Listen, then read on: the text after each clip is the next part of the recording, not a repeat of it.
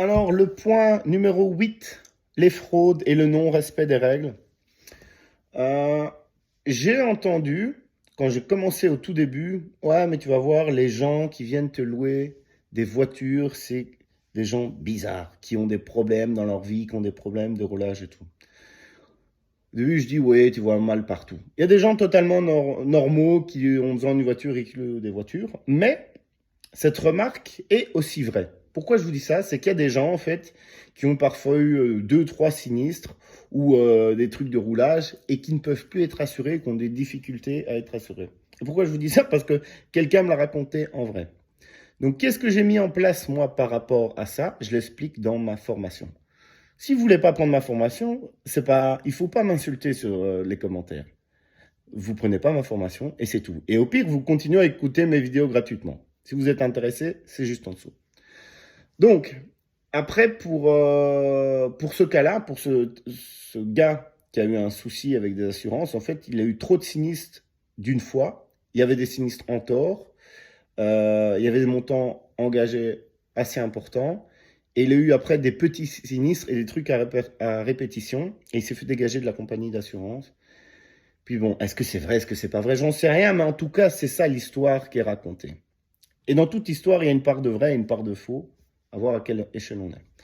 Mais donc, et lui, donc il a été honnête et tout, et il a fait une location, il n'y a pas eu de dégâts dans la voiture n'a pas explosé, donc franchement, je trouvais ça sympa de sa part, se livrer comme ça, et peu de gens l'auraient fait. Donc il y a ce type de personnes-là, quoi, et qui n'ont plus d'autres solutions que parfois payer beaucoup plus cher, du coup, pour pouvoir se déplacer. Donc ça, j'explique un peu tout ce que je mets en place pour éviter ou en tout cas déterminer ça. Mais le truc, il est que si une personne a loué un véhicule et décide après, elle a sous-loué à Pierre-Paul Jacques, à qui elle veut, un chien avec un chapeau, eh ben c'est sa responsabilité à elle. Il y a, donc, il y a ce cas-là où parfois on ne peut rien faire, elle a pris les risques et c'est elle qui assumera. Mais dans d'autres cas plus particuliers, tu peux flairer et détecter qu'il y a anguille sous roche, quoi.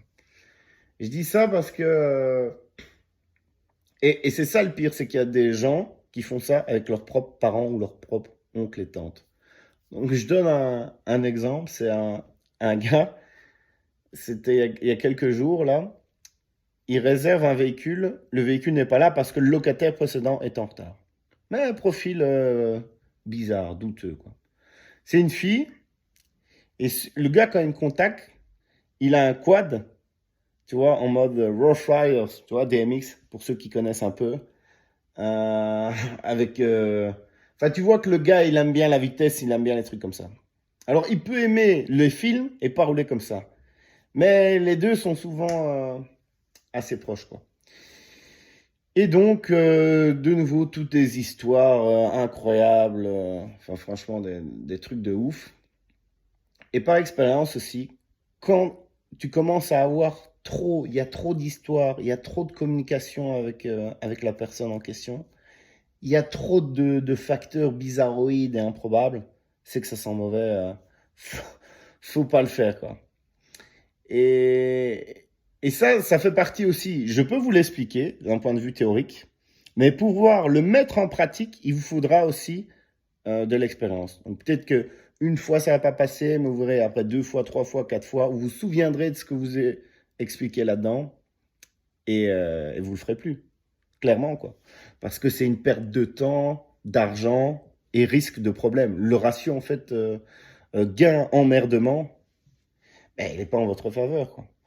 Tu risques le gain d'une même location pour quelqu'un de lambda qui aurait loué, qui lui aurait même pas passé, ça serait très très bien passé. Et le ratio emmerdement, il est énorme. Déjà, perte de temps, discussion, appel téléphonique, WhatsApp, tchic-tchac, envoi de mail, avec Gatorand et tout ça. Puis, accident, suivi, sinistre et tout ça, franchement, c'est une galère. Et comme je le dis toujours, que ce soit pour le nettoyage, pour ça, moi, parce que de nouveau, après, ils pensent que j'essaye de l'arnaquer, que c'est moi qui ai organisé tout ça pour le foutre lui dans la merde, que je réponds pas assez vite à ses messages, que c'est de ma faute à moi, parce qu'il y a eu l'accident, parce qu'il a perdu sa caution, parce que, tout est de ma faute en fait. Et lui, il n'a rien à voir là-dedans. Donc voilà, voilà un peu pour ce petit module. Si vous voulez vous former, c'est juste en dessous. Si vous voulez pas, je vous dis ciao ciao, à plus.